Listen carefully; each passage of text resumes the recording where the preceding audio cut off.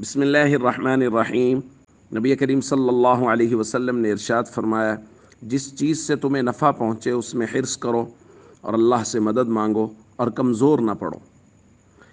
दोस्तों, जिस चीज़ से नफ़ा पहुँचे, इस नफ़ा से मुराद या तो हकीकी नफ़ा है, आखिरत का नफ़ा, तो वो है आमाले आखिरत में, यानी आमाले आखिरत में कोशिश करो और उसके लिए अल्लाह से मदद मांगो और कमज़ोर ना पड़ो। फ़राइज़ और अरकान इस्लाम के अदा करने में कमज़ोर ना पड़ो, लोगों को मुआफ़ करने में कमज़ोर ना पड़ो, हुस्न अखलाक में कमज़ोर ना पड़ो, रिश्तेदारों के साथ सिला रहमी करने में कमज़ोर ना पड़ो।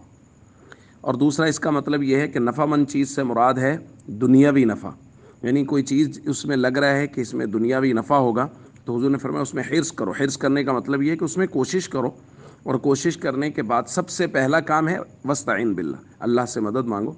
वला ताजज़, और हुज़ूर ने फरमाया आजिज़ और कमज़ोर ना पड़ो।